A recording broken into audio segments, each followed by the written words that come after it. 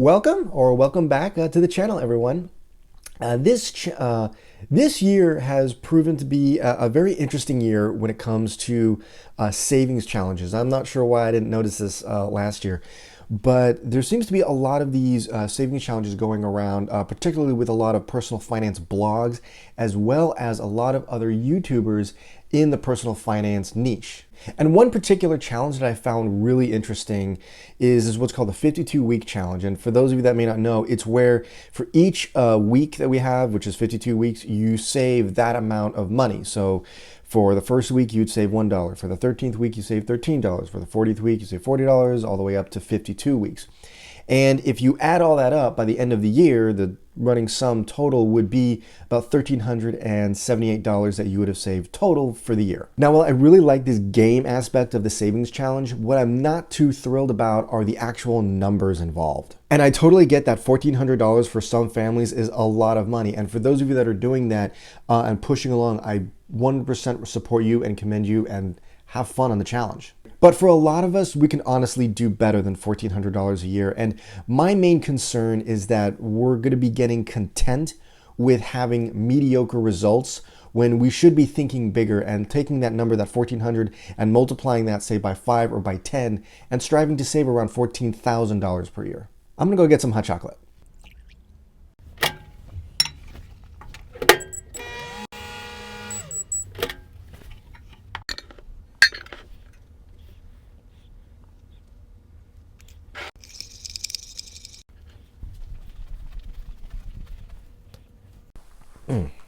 All right. Starbucks hot chocolate. Okay. And I understand that probably some people, as soon as I said $14,000, were like, what the f? Right? And that's totally okay. I'm not saying that it has to be $14,000. I'm just talking about setting particular savings goals and having a particular strategy and plan that maps to reaching that goal. It's pretty cool in here, so it feels really nice in my hands. And another thing are what I like to call these passive challenges, which is kind of like saving any kind of spare change. Or let's say you get an extra $5 bill or something, and anytime you get a $5 bill, you put that into some kind of savings account. That's perfectly great too. But the challenges that I'm really talking about are the active ones, the ones that you are doing above and beyond just the passive ones that you actually set goals, you figure out how much you need roughly per month or per week or whatever your schedule is, and you work towards that. And you don't have to really even be worried about hitting your goal. It's more about making active strides towards your goal. So like, let's say, for example, you're doing the $14,000 goal, and let's say you miss it by 50%. You only get half of that done. Even in that case, that means you got around $7,000 saved, or $7,000 extra that you put towards your debt.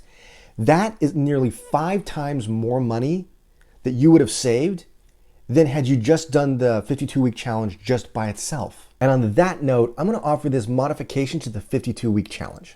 This is a multiplier, just a standard 6-sided die. But what you do is every week that you're going to be doing this challenge, you roll this, and whatever number it lands on, that's what you multiply the week number by, and that's how much money you have to save. So for example, if we're on the 3rd week and you roll a 5, that means you have to save $15. If it's the 40th week and you roll a 4, well, that's $160 that you get to save that week. And let's say it's the 50th week and you happen to roll a 1. Well, then it's just $50, the way it normally would be. This takes the game aspect of the 52-week challenge, but also adds a probability factor that'll increase the amount of money that you have to end up saving, so that this way you'll have to challenge yourself, but at the same time you still get that fun randomness that will also make it more attainable. And if you're feeling especially bold, you can try using one of these. This is a 12-sided die, and basically it's just 2 of these rolled into one, but it gives you the option of getting a rolling a 7 through 12 and also increasing your savings. They also make these in 20-sideds, and you can get these at like game shops, or I think I even found one of these at the Borders bookstore or something like that. The real key, I think, is to learn to love the process and not the result. Meaning, don't focus so much on attaining a certain dollar value, because that's not really the goal. The goal is to learn to love the journey and love what you're doing to get those results, as opposed to the results themselves. Now, some of the criticisms to the 52-week challenge are that, especially towards near the end of the year, near weeks 48, 49, 50, 51, those are when you're saving the most money, but it's also during the time when there's holiday spending and people are kind of crimped for cash. And a solution to that would be to do what's called the reverse 52-week challenge, which is where for the beginning of the year, weeks 1, 2, 3, 4, and everything, you're actually saving the larger amounts of money. So that's the 52, 51, $50. And then by the time you get to December, you're now only having to worry about the lower amounts, the $1, $2, $3 amounts. But this is just a band-aid to cover the real problem here, and that is that your sinking funds aren't working correctly. For us, we have one whole sinking fund that covers all types of holiday expenditures. So that includes whether it's Christmas or Hanukkah, it covers birthdays, Mother's Day, Father's Days, anniversary, everything. And every month we put in money into that particular savings account, and whenever we want to buy anything for anybody as a gift for whatever reason, we'll just take money out of that. So for example, let's say you want to spend about $500 per year on all types of holiday shopping. Well, what I would do then is take the $500 and divide it by 12 months, which turns out to be about $41.67, round it up to $42. And take $42 and put that away every month into some kind of whether it's an envelope or even a sinking fund like a savings account.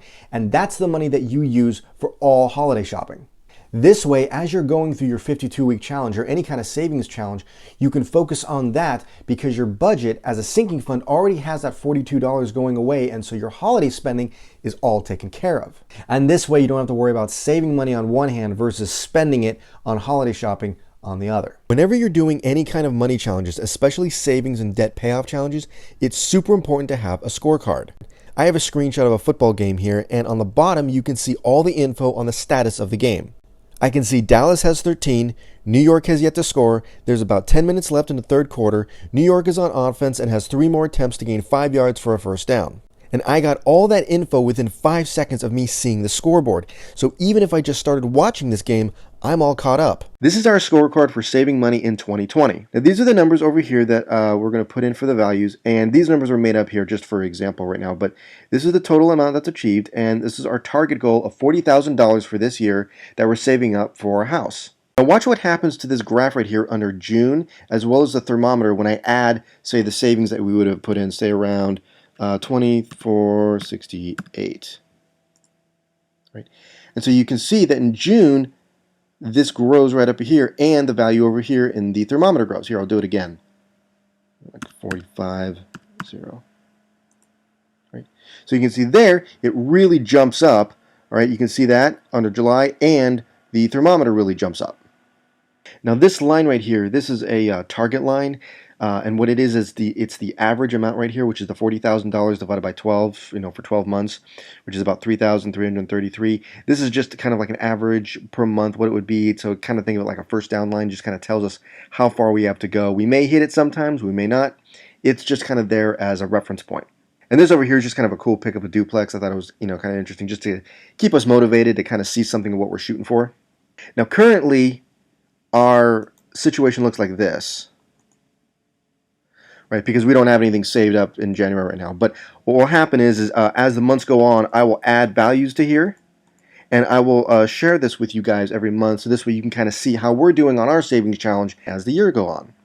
Adding a little bit of spice and variety into your finances, especially when it comes to like a little dice game or whatever, is the great part about it is that even if you lose, you still win. Ultimately, just make sure that whatever it is that you're doing to earn the money and save the money, that you're doing so because you enjoy it. I mean, I don't know why I keep going back to all these football metaphors and everything, but football players don't play the game just because of the money. I mean, that is definitely a big motivating factor. Several $1 million a year is definitely a good incentive, but they push themselves, they're athletes, and they push themselves hard, and they strive for those challenges because they love the game and they love the work and the challenge that goes into it. We are financial athletes in that kind of sense, and by not focusing so much on the end result, which means the actual dollar value that we have set aside, and put more of our attention on the thrill and the hunt of the game that is savings and whatever we're doing to earn those savings, it's much easier to enjoy the process, and by doing so, we're going to actually end up doubling, if not tripling, the amount that we originally had set aside. Thanks for watching.